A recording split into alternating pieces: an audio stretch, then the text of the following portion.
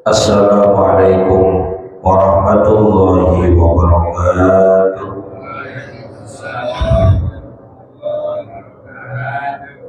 Bismillahirrahmanirrahim. Alhamdulillahi rabbil alamin. Allahumma salli wa sallim ala sayyidina Muhammadin wa ala alihi wa sahbihi ajma'in, amma ba'du. Fa inna asdaqal hadisi kitabullah wa khairal hadi hadi sayyidina Muhammadin sallallahu alaihi wasallam wa syarrul umuri muhdatsatuha wa kullu muhdatsatin bid'ah wa kullu bid'atin dhalalah wa kullu dhalalatin finnar. Subhanaka la ilma lana illa ma 'allamtana innaka antal alimul hakim. Rabbi shrah li sadri wa yassir li amri wahlul 'uqdatam min lisani yafqahu qawli, amin. Yang sama-sama kita hormati dan muliakan guru kita Ustaz Dr. Andes Haji Asman bin Haji Abdul Rahim, Ketua Masjid Al-Istiqomah Ustaz Haji Asmali bin Kiai Haji Abdul Rashid Siddiq, bapak-bapak, ibu-ibu, hadirin jamaah yang dimuliakan oleh Allah. Alhamdulillah, hari ini kita memasuki Ramadan yang ke-25. Artinya hari ini pengajian subuh Ramadan akan kita istirahatkan karena untuk memaksimalkan kualitas ibadah kita, bukan untuk persiapan lebaran.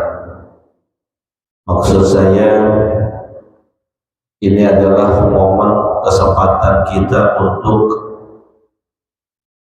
menggapai sisa-sisa keutamaan Ramadan yang Nabi kita Muhammad SAW itu dikisahkan karena Rasulullah SAW yajtahidu bil ashri ma la yajtahidu bi ghairihi, adalah baginda Nabi kita Muhammad SAW sangat sungguh-sungguh, sangat serius, sangat fokus beribadah di 10 terakhir bulan Ramadan, berbeda dengan hari-hari sebelumnya.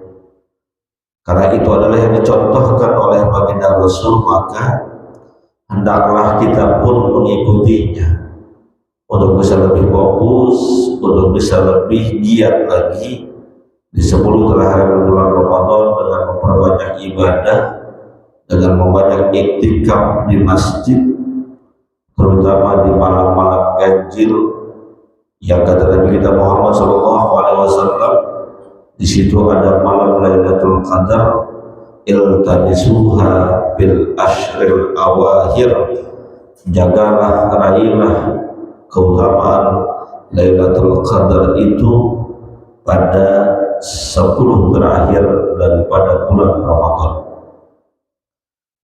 Pak Ustaz, bagaimana caranya supaya kita mendapatkan malam Lailatul Qadar? Perlu dipahami bahwa semua kita pasti akan mendapatkan malam Lailatul Qadar. Semuanya, siapapun itu, termasuk orang yang gak ibadah, termasuk orang yang gak puasa, termasuk orang yang gak sholat, termasuk orang yang tidak qiyamul lail, pasti mereka mendapatkan malam Lailatul Qadar. Masalahnya ketika Lailatul Qadar itu datang, kita lagi ngapain? Kalau yang lagi ibadah, maka ibadahnya khairu min alfi syahr, lebih baik daripada 1000 bulan. Kalau yang gak ngapa-ngapain, ya gak dapat apa-apa. Ya mohon maaf, kalau kita sholat 2 rakaat malam Lailatul Qadar, maka 2 rakaat itu hitungan kualitasnya lebih baik daripada 2 rakaat selama 83 tahun kurang lebih. Kalau yang baca Quran begitu juga. Kalau yang sedekah begitu juga. Kalau yang iktikaf begitu juga. Maka ada sebuah anekdot, kalau Lailatul Qadar kita main catur, maka dianggap kita main catur selama 83 tahun. Jadi semua kita pasti akan merasakannya. Yang ahli maksiat juga akan merasakan Lailatul Qadar, mendapatkan malam Lailatul Qadar, cuma dapat malamnya doang, nggak dapat keberkahannya, nggak dapat kemuliaannya, karena malam itu kita nggak ibadah. Maka tinggal tersisa beberapa hari, ayo maksimalkan. Yang qiyamul lail di rumah nggak apa-apa, yang mau gabung ke masjid nggak apa-apa, yang sedekahnya masih kurang tambahin, yang baca Qurannya belum selesai hatamin, agar keluar dari Ramadan kita mendapatkan banyak keuntungan dan keberkahan. Hadirin yang dimuliakan oleh Allah, di akhir pengajian ini saya akan sedikit mengupas mengenai tentang bagaimana kita berhari raya. Walaupun ini mungkin sudah sering saya sampaikan, tapi namanya ilmu ibarat pisau, semakin disampaikan itu semakin tajam, semakin pisau itu diasah akan semakin teruji ketajamannya. Pembahasan ini saya awali dengan sebuah pertanyaan besar yang mungkin sering ditanyakan di antara kita. Sebetulnya kapan sih lebarannya? Kan begitu. Saya sering banget, emang lebarannya kapan sih Pak Ustaz? Senin apa Minggu? Saya bilang tergantung. Ente ngikut siapa? Kalau ngikut ormas tertentu yang sudah menetapkan hari Senin tanggal 31, ya tanggal 31. Kalau ngikut pemerintah, ya tunggu pengumumannya. Karena beliau baru akan sidang isbat itu tanggal 29-nya, hari Sabtu ini. Baru akan sidangnya. Kalau ente mau ngikut yang lain, udah ada tuh yang lebaran hari Kamis juga udah ada, yang lebaran hari Jumat juga udah ada. Cuma masalahnya hukum agama itu, keputusan agama itu dibangun atas dasar keyakinan mutlak, tidak bisa diserahkan kepada personal tertentu. Bisa dibayangkan kalau seandainya puasa dan lebaran diserahkan kepada masing-masing individu, mereka akan pilih waktu sesuka hatinya berdasarkan apa yang dia yakini kebenarannya. Maka sering kita lihat ada sekelompok masyarakat yang menentukan awal puasa dan awal Syawal dengan pergerakan air laut. Ada yang berdasarkan wangsit ilham dari Tuhan, katanya sudah mendapatkan telepon dari Tuhan besok puasa. Mau lebaran nunggu lagi telepon, kapan Tuhan megang handphone. Jadi agama ini dibangun atas sebuah dasar keyakinan yang mutlak, berpatokan kepada Al-Quran dan hadis dari Nabi kita Muhammad sallallahu alaihi wasallam. Berkaitan dengan puasa dan lebaran, Nabi pernah mengatakan, sumu li ru'yatihi wa aftiru li ru'yatihi. Berpuasalah kalian karena melihat bulan, dan berbuka atau berlebaranlah kalian juga karena melihat bulan. Dalam Al-Quran Allah Subhanahu wa Ta'ala firmankan, walitukmilul iddata walitukabbirullaha ala ma hadakum wa la'allakum tashkurun. Bagaimana kita menyelesaikan puasa itu dengan menggenapkan bilangan bulannya. Menggenapkannya bagaimana? Bulan Hijriyah itu hitungannya cuma ada dua. Kalau nggak 29, 30. Nggak ada bulan Hijriyah 31. Nggak ada bulan Hijriyah 28. Nggak ada. Dari Muharram sampai Dzulhijjah itu kalau nggak 29, 30. Tapi kalau dari Januari sampai Desember ada yang 31, ada yang 30, ada yang 29, ada yang 28. Maka karena bilangan bulan hanya 29, 30, puasa kita ya kalau nggak 29 hari 30. 29 itu juga sudah sempurna hitungan bulannya, 30 juga sudah sempurna hitungan bilangannya. Pertanyaannya lagi, Pak Ustaz, kenapa sih ada ormas tertentu yang selalu sudah bisa menentukan awal puasa, awal lebaran itu jauh-jauh hari? Kenapa kita nggak ngikut itu aja? Permasalahannya tidak sesederhana yang kita pikirkan. Dalam menentukan waktu-waktu ibadah memang diperlukan hisab. Mohon maaf Pak, kita sholat,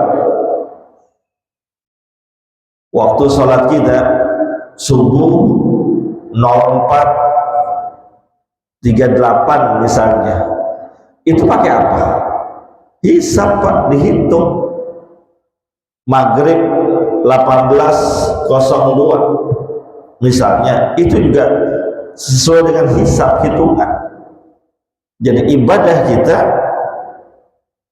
itu memang ditentukan dengan peredaran matahari dan juga bulan.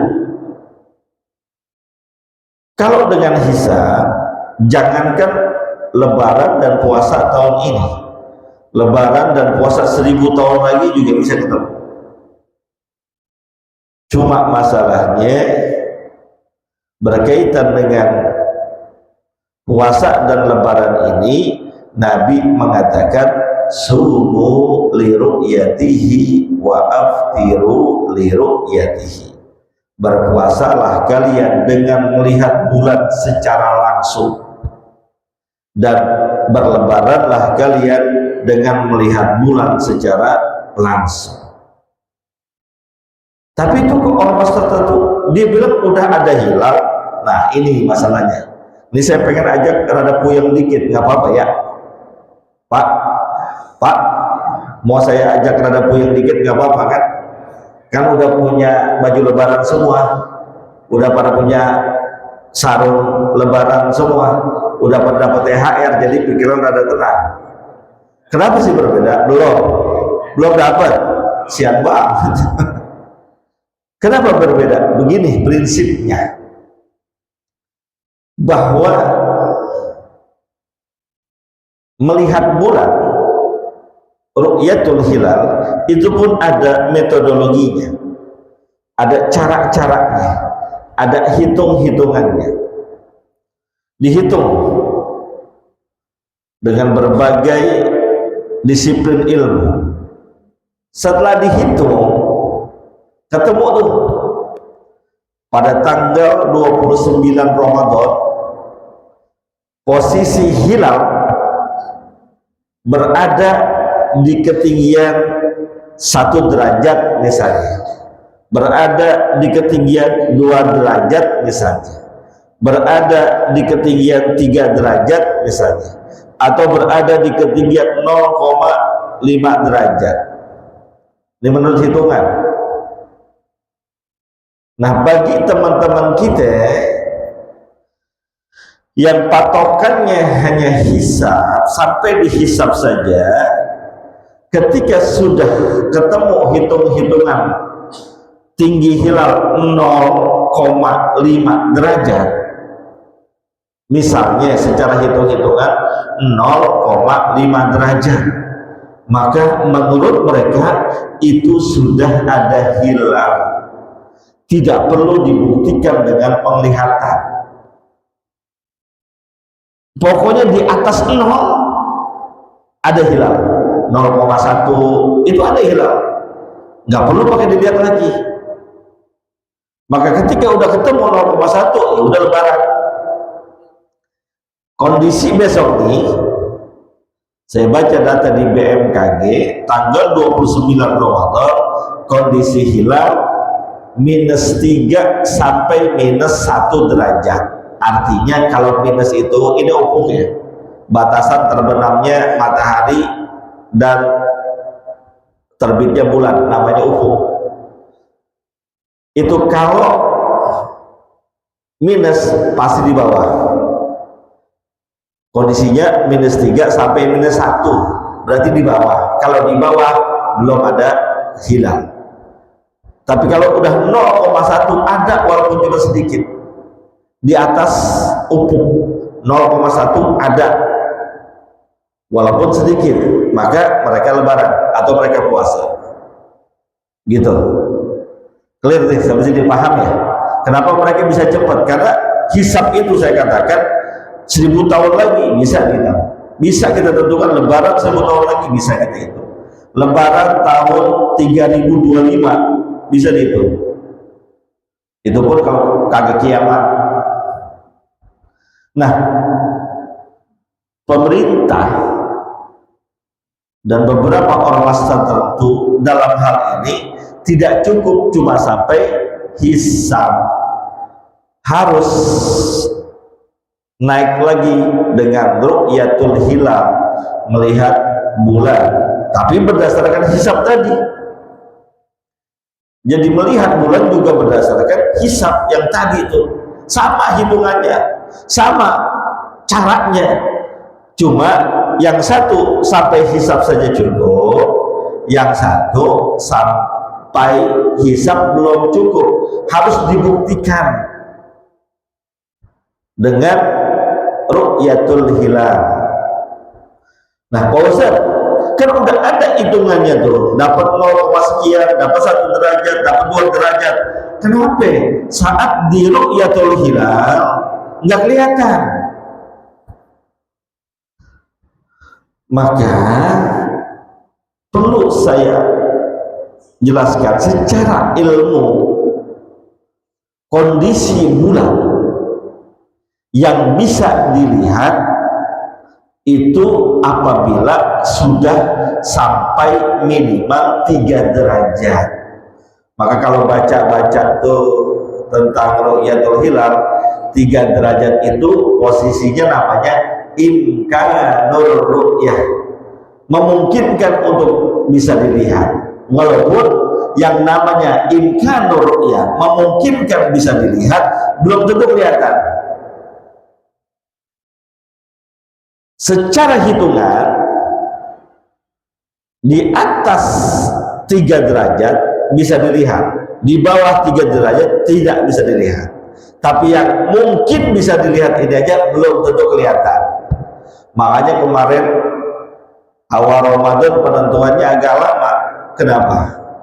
Karena di seluruh wilayah Indonesia kondisinya posisi hilalnya hanya 3 derajat, memungkinkan bisa dilihat. Tapi yang namanya mungkin bisa iya, bisa tidak, bisa kelihatan, bisa enggak.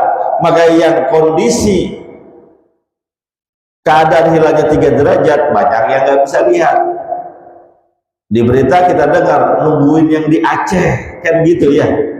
Kenapa nungguin yang di Aceh? Karena posisi hilal yang di Aceh itu di atas 5 derajat. Seandainya, ini secara hitungan, yang di Aceh kemarin nggak lihat, di Aceh nggak lihat ya, pemerintah punya 2 pilihan tuh, menangguhkan puasa untuk keesokan harinya atau memutuskan tetap terjadi Ramadan berdasarkan tinggi hilal yang sudah cukup bahkan sangat mungkin dilihat. Makanya kemarin agak lama seperti itu kondisinya. Nah begitu pula di besok Lebaran. Kalau dilihat secara hitung-hitungan, kemungkinan lebarannya hari Senin tanggal 31. Kenapa? Karena di tanggal 29 tinggi hilal masih di bawah ufuk, sangat tidak mungkin dapat terlihat teorinya. Jelas nih? Jelas gak? Jelas gak? Puyeng gak? Enggak ya? Jadi puasa Lebaran, mau Idul Fitri maupun Idul Adha, tetap ngikutin putusan pemerintah. Ini lebih aman, lebih selamat. Tapi Idul Adha kita sering berbeda dengan yang di Mekah, Pak Ustaz. Yang di Arab udah Lebaran duluan, kita masih puasa. Beda wilayah, beda ketentuan. Dan ini terjadi pada zaman sahabat Nabi. Jadi berbeda puasa, berbeda Lebaran itu bukan sekarang doang. Masing-masing wilayah, menurut Al-Imam Ibnu Hajar Al-Haytami, masing-masing wilayah memiliki konsekuensi hukum sendiri-sendiri. Kecuali wilayah yang menjadi kesatuan Indonesia, misalnya Aceh, Papua, itu kan jauh terbentang, tapi menjadi kesatuan Indonesia, ada kodiknya pemerintah di situ, patokannya ya pemerintah. Tapi kalau sudah pemerintahnya beda dengan Malaysia, dengan Singapura, bahkan dengan Saudi Arabia, berbeda keputusan hukumnya, tidak apa-apa, karena terjadi pada zaman sahabat Nabi. Ketika itu ada seorang bernama Quraib diutus ke negeri Syam untuk menemui Muawiyah bin Abu Sufyan. Dia datang di tanggal 29 Sya'ban. Sampai sana malamnya terjadi ru'yatul hilal. Puasa berarti besoknya. Puasa Jumat kalau nggak salah. Jadi malam Jumat terjadi ru'yatul hilal di Syam. Akhirnya karena ada hilalnya, puasa mereka di hari Jumat. Setelah itu si Quraib tadi pulang lagi ke Madinah. Sampai Madinah ternyata belum pada puasa, karena di Madinah pas malam Jumatnya itu belum terlihat bulan. Akhirnya mereka puasanya di hari Sabtu. Bingung ini Quraib, lalu bertanyalah beliau kepada Sayyidina Abdullah bin Abbas radhiyallahu taala anhuma, salah seorang ahli tafsirnya agama kita yang didoakan oleh Rasulullah. Apa kata beliau? Masing-masing negara, masing-masing wilayahnya punya ketentuan tersendiri. Jadi kalau beda satu negara dengan negara lain, nggak usah bingung, nggak usah puyeng. Maka saya katakan tadi, kalau ikut pemerintah aman udah. Tapi kalau ikutin yang lain, sekte-sekte, ormas-ormas, akan terjadi pecah belah. Yang ini Senin, yang ini Jumat, rambut kuning udah duluan loh. Hari Kamis kalau masa lebarannya. Bapak-bapak mau yang lebaran hari Kamis sudah gak kuat puasa, ikutin aja rombongan hari Kamis. Begitu. Jadi bukan berdasarkan hawa nafsu, tapi berdasarkan ilmu. Oke, tapi tetap ya Pak, saya nggak bilang lebarannya Senin. Saya hanya katakan kemungkinan besarnya Senin. Pengumumannya nanti tunggu dari Kementerian Agama, yang walaupun Kementerian Agama sudah berstatement kemungkinan juga hari Senin. Tapi tetap sebagai sebuah usaha, sebagai sebuah tahapan penentuan ilmu, penentuan Ramadan, tetap malam minggu ada sidang isbat. Sidang isbat itu artinya sidang pemutusan, keputusan dari pemerintah lebaran apa hari Minggu atau hari Senin. Kalau ditanya, bapak-bapak mau lebarannya hari Minggu apa hari Senin? Pak? Iya, pemerintah putusin Minggu kita lebaran, udah gitu aja. Yang kedua, setelah kita ketahuan lebarannya kapan, maka kita persiapkan diri dengan sebaik-baiknya. Diawali dari malam takbirannya tuh. Ada riwayat yang sampai kepada Imam Syafi'i rahimahullah ta'ala anhu, dia mengatakan khamsu layalin la turaddu fihinna du'a. Ada 5 malam yang doa kita nggak bakal ditolak. Apa? Lailatul Aidain, 2 malam hari raya, 2 malam takbiran, takbir Idul Fitri, takbir Idul Adha. Wa Lailatul Jumu'ah, malam Jumat. Wa awwalul lailatin min Rajab, malam pertama bulan Rajab. Yang kelima, wa Lailatul nisfi min Sya'ban, malam nisfu Sya'ban. 5 malam ini kita doa la turad, nggak ditolak oleh Allah Subhanahu wa ta'ala. Makanya saya bilang, ayo bapak-bapak manfaatin untuk ibadah malam takbiran, kumpul di masjid ngapain?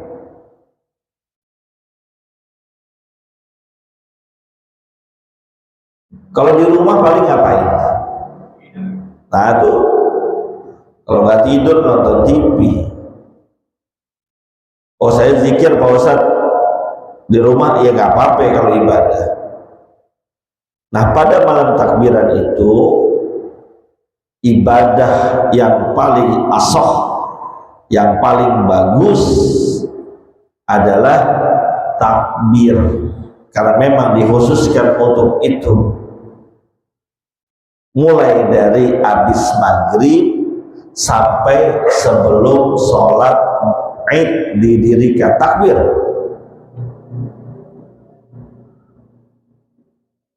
Pak Ustadz, boleh nggak mukul bedungnya mulai habis subuh? Tanggal 30 Ramadan habis subuh mukul beduk, boleh nggak? Boleh? Boleh nggak? Mukul beduknya habis subuh? Boleh. Kenapa? Beduk itu adat, bukan syariat. Habis subuh pukul aja beduk, nggak apa-apa. Takbir yang sangat dianjurkannya mulai habis maghrib. Allahu Akbar, Allahu Akbar, Allahu Akbar, la ilaha illallah, Allahu Akbar, Allahu Akbar, walillahil hamd. Bukan walillah ilham, salah, walillahil hamdu terus. Silahkan yang takbir bapak-bapak, yang ikutin bocah. Ini yang takbir bocah, bapak-bapaknya pada kemana? Yang bocah selagu-lagunya ditakbir. Allahu Akbar, Allahu Akbar, Allahu Akbar. Bocah namanya. Ayo dong, berapa kali saya sampaikan bapak-bapaknya, biar bocahnya pada ngikutin. Kalau bocah memang semangat aja. Saya juga waktu kecil dulu, kalau bilang takbir semangat. Tapi kalau dipandu bapak-bapaknya, ditemenin anget di masjid, Waduh sibuk Ustaz, saya kalau malam takbiran nunggu kuli. Ya nggak apa-apa sih, malam takbiran nunggu kuli biasanya begitu ya.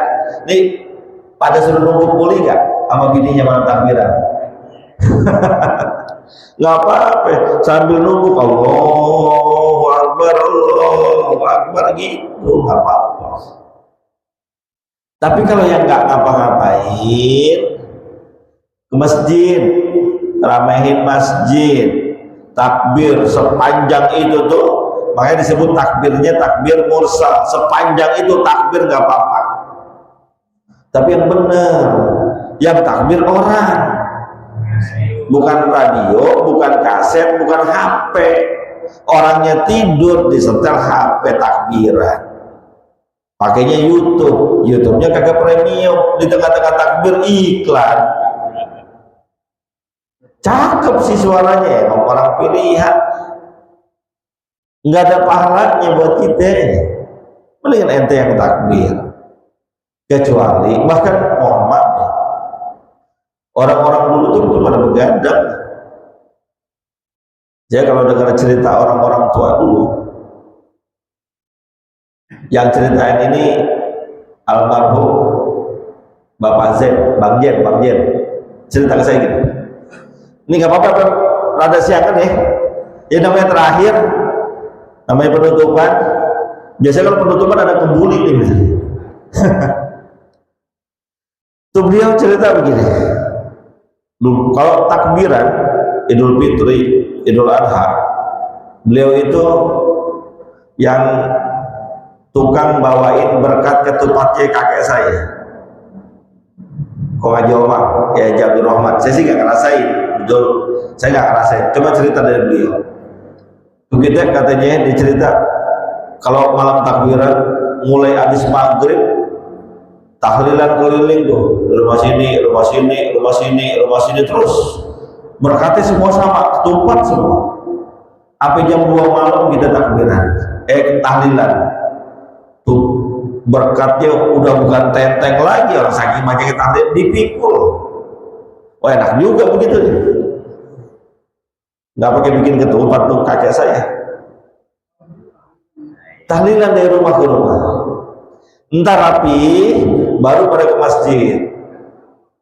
Takbiran di masjid. Gak tidur, kecuali yang besoknya mau ada tugas, yang jadi imam, yang jadi bilal, yang jadi kotak amal, yang jadi MC, yang jadi khotib. Gak apa-apa lah tidur. Dulu begitu tuh kampung kita. Sekarang udah kagak.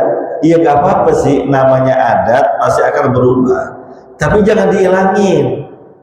Mau saya sampaikan nih sekarang nih, saya ingetin nih ya, walaupun di rumah-rumah kita nggak bikin, masjid kita bikin, termasuk Al-Anwar bikin tahlilan. Nanti ketupatnya dari mana? Ya orang pada bawain aja, yang bikin ketupat ada lebihan, bawa bangsa 5 biji. Nggak bikin semut Pak Ustadz, nggak apa-apa, sergudoknya aja. Kita tuh biasa tuh tetap tahlilan di sini, kirimin Fatihah, kirimin doa kepada orang-orang yang telah meninggal dunia, orang yang berjasa terhadap masjid kita. Tahlilan. Terapi tahlilan makan tumpah. Kenapa? Kebiasaan dulu yang tahlilan dari rumah ke rumah udah mulai hilang. Tetap jangan ngilangin yang di masjid, gabung semua. Mungkin zaman sekarang kalau bikin tahlilan di rumah agak ribet, uangnya lebih banyak. Yang kedua, rumahnya juga kecil. Jadi daripada ribet, ayo kumpulin aja di masjid. Kita biasanya begitu, tahlilan. Pokoknya malam itu isi dengan ibadah. Besoknya ketika hari raya Id, awali dengan sholat. Ini begadang, abis bayang subuh tidur, bangun-bangun jam 9, kagak sholat Id lagi, nggak mendapatkan keutamaannya. Sholat Id itu saking sangat dianjurkannya oleh Nabi, sampai yang lagi haid disuruh datang, yang lagi nifas suruh datang, perempuan. Bahkan berdasarkan itu ada sebagian kecil ulama mengatakan sholat Id itu wajib. Karena apa? Karena Nabi nyuruhnya sampai begitu banget. Walaupun mayoritas ulama mengatakan sunnah muakkadah, sunnah yang sangat dianjurkan. Berangkat sholat id, cari tempat yang kita cocok, berangkat dari rumah sholat id, takbir. Yang dari Bangka 5 kalau sholat istiqomah takbir, Allahu Akbar, Allahu Akbar. Bangka 4 juga gitu, Gang Amal begitu, Gang Naim juga begitu, takbir. Dan pakai pakaian terbaik mulai dari sholatnya. Ini kita kembali, ini sholat pakai baju biasa aja dah, ntar habis sholat baru pakai baju baru. Kata bini, iya bang, ntar pakai kotor lagi bang, ntar habis sholat baru bang pakai baju yang baru. Kagak, justru dari sholat pakai baju baru. Pakai, beli yang bagus kalau punya duit. Kalau enggak, yang penting yang terbagus yang kita punya, enggak harus baru. Kenapa?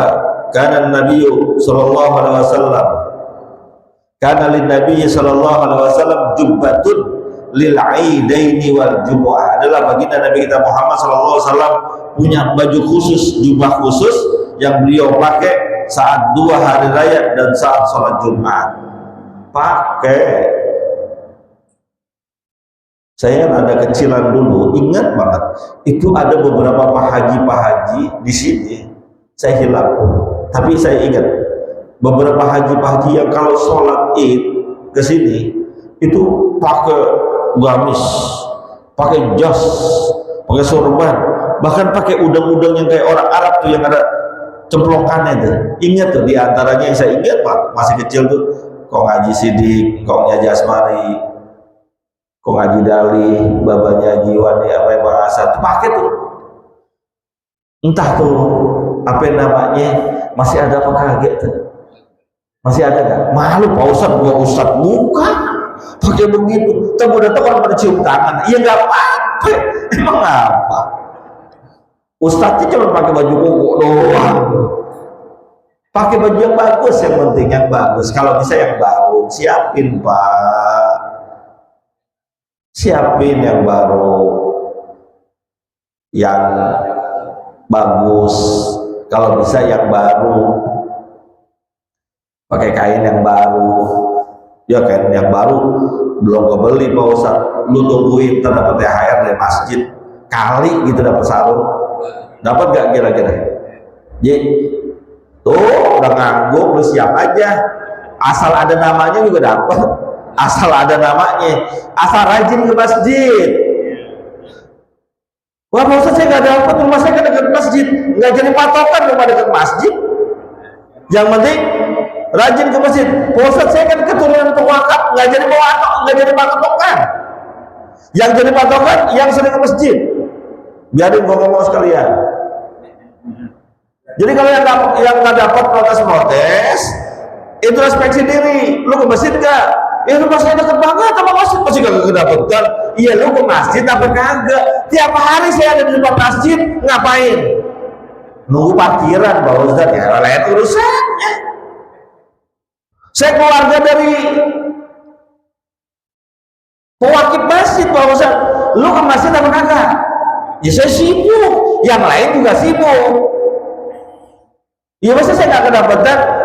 Ini hadiah dari pengurus masjid buat yang sering ke masjid, bukan buat orang-orang yang dekat rumahnya sama masjid, bukan yang hanya sekedar pewakif masjid. Biarin dah, marah-marah sama gua. Ini amanah dari Jasmali, jadi marahnya jangan sama gua doang. Biar jelas nih, biar clear. Pakai yang baru. Mereknya apa? BHS. Bukan. Lu tahu aja Wadimor. Apa kek layak pakai baju koko yang baru, pakai yang bagus. Kan pada beli itu kemarin di Tanah Abang. Almia pakai, Al-Haramain pakai. Nggak apa-apa, justru pakai dari sholatnya dari pakai. Pulang sholat, nah, sebelum berangkat sholat, sunnah kita makan dulu. Yang sangat dianjurkan korma, bukan ketupat. Ustaz kan disuruh makan dulu. Iya, kalau saya cedok dulu ketupat 2 potong katanya. Ya, lapar lu gitu. Nggak apa-apa sih, tapi dianjurkan korma dan dianjurkan ganjil 1, 3, 5, 7, 9, 11. Lu mau makan korma 101 butir juga nggak apa-apa. Kan ganjil tuh. Dianjurin itu korma 1 aja dah, minum berangkat. Untuk menandakan udah nggak ada puasa lagi. Korma tuh dianjurinnya. Nastar Pak Ustaz, saya korma nggak doyan. Nastar boleh nggak? Makan nggak apa-apa nastar. Paling bini lu ngomelin, itu buat tamu yang ngambil. Kacang boleh, teh manis silahkan. Dianjurin makan dulu. Selanjutnya, pastikan hadir sholat id itu sampai selesai, sampai khotib turun dari mimbar. Jangan assalamualaikum warahmatullahi wabarakatuh, assalamualaikum warahmatullahi wabarakatuh, terutama yang sholatnya di jalanan tuh, angkat sajadah pulang. Mau ngapain, buru-buru pulang, tamu juga belum datang, udah lapar banget, tapi males Pak Ustaz dengan khutbahnya yang diceramain tutup juga, entuh juga aja lu belum tutup pakai.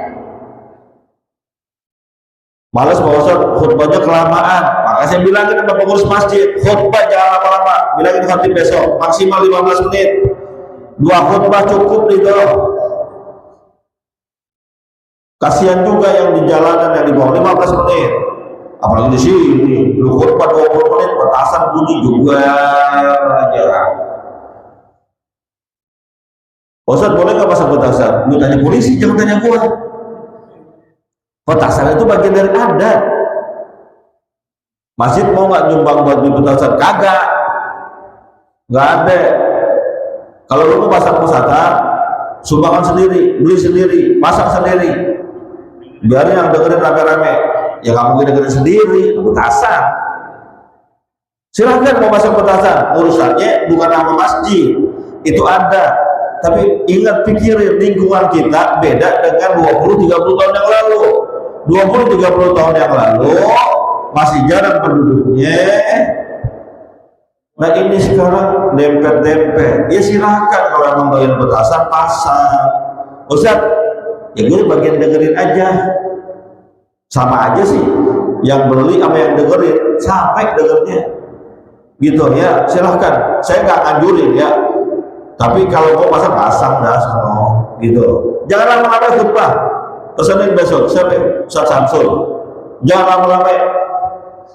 15 menit selesai. Orang mau banyak urusannya. Terus pulang selepas khotib, kalau di masjid kita ada lagi tuh tahlilan dulu kita. Emang kita banyakkan tahlilan. Hadir dulu sini, duduk tahlilan bareng. Habis gitu pulang pakai jalur yang berbeda dari berangkatnya, sunnahnya. Pernah saya contohin, berangkat dari Bakal 5, pulang dari Gang Naim, berangkat dari Bakal 4, pulang dari Bakal 5, terserah. Atau capek bosan kalau muternya capek, lo ambil jalan yang beda. Kalau seandainya di Bakal 5, berangkat dari jalur sini, pulang dari sini, jalurnya begitu. Kenapa? Nambahin saksi. Dan selepas turun id nggak disunahkan untuk takbir lagi.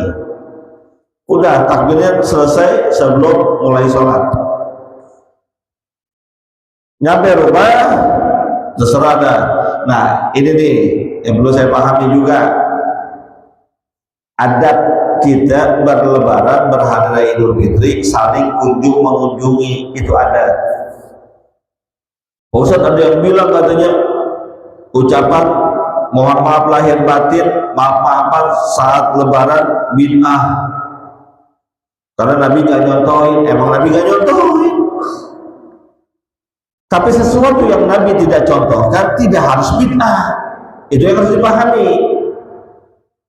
Sesuatu yang Nabi tidak kerjain belum tentu bid'ah. Itu contohnya. Lu ngurusin itu, yang Nabi kerjain aja lu gak semuanya kerjain. Contoh ya, Nabi sholat tarawih dalam berbagai riwayat hanya sampai 2 hari atau 3 hari, selebihnya Nabi di rumah. Kita 30 hari di masjid. Bid'ah nggak? Bid'ah, salah nggak? Belum tentu salah. Jadi yang begitu nggak usah diurusin. Boleh ucapan selamat hari raya Idul Fitri minal aidin wal faizin, nggak apa-apa.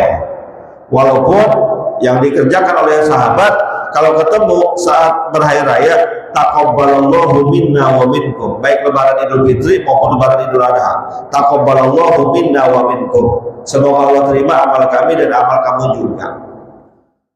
Karena ucapan tahniah hari raya itu tidak terikat, ucapin apa aja boleh.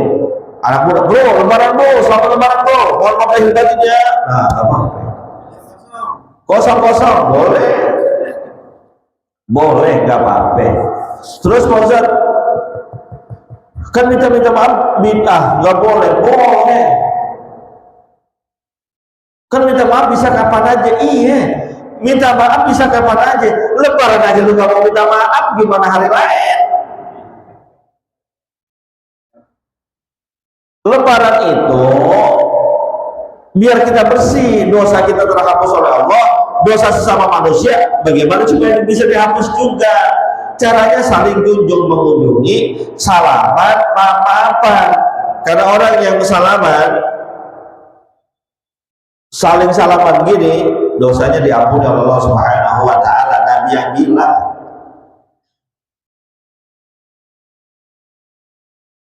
tidak ada 2 orang muslim ketemu yang takiyani payatasawmahani illa ghufira lahum, kecuali diampunkan dosanya. Salaman diampuni dosanya oleh Allah Subhanahu. Minta maaf, lebaran udah dah, gak usah dendam ilangin, kesel ilangin, benci ilangin, gedek ilangin, buang yang begitu jauh-jauh. Hidup kalau bawaannya kesel kagak enak, hidup kalau bawaannya gedek kagak enak, puyeng sendiri kita. Udah lepasin, ngapain? Lu ngapain gedek-gedek sama orang? Gak ada untungnya. Ngapain kesel sama orang? Ngapain benci sama orang? Apalagi itu saudara lu sendiri. Udah, lepas semuanya. Momennya di lebaran. Kenapa? Saru kalau di lebaran. Kalau bukan lebaran kan ujung-ujung datang minta maaf kagak enak. Gengsi. Lebaran tuh waktunya. Begitu.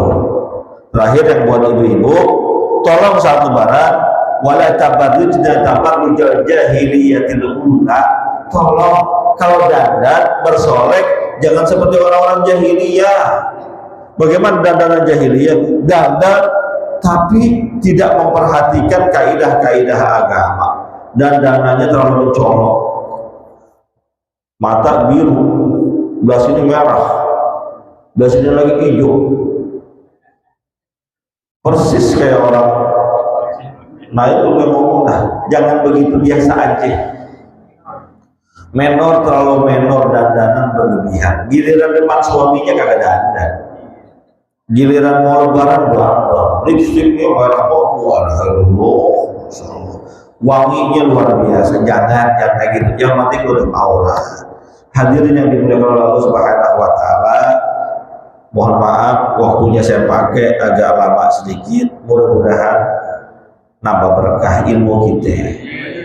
Terakhir saya mohon bukan pintu maaf yang sebesar-besarnya, yang seluas-luasnya, apabila dalam setiap penyampaian saya di kajian subuh Ramadan ini banyak hilafnya, banyak salahnya, banyak kurangnya, banyak nyindirnya, banyak kata-kata yang gak pantas, mohon maaf. Juga sekaligus mohon maaf apabila nanti saat berhari raya saya nggak bisa ketemu bapak-bapak satu persatu ke rumahnya, mungkin karena kesibukan dan juga mungkin banyak yang mau pulang kampung. Saya ucapkan selamat pulang kampung, berlabaran di kampung halaman, kirim salam dengan keluarga di sana, hati-hati dalam perjalanan, semoga selamat perginya, selamat juga pulangnya. Yang kagak punya kampung, ya lu ngapain? Ya udah gak usah pulang kampung. Karena ada satu kalimat hikayat, siapa orang yang berpuasa 30 hari di bulan Ramadan lalu dia tidak pulang kampung, sungguh dia adalah orang Betawi. Sekali lagi mohon maaf, bila taufik wa hidayah, semoga usia kita dipanjangkan oleh Allah, finish Ramadan ini dengan maksimal ibadah. Assalamualaikum warahmatullahi wabarakatuh.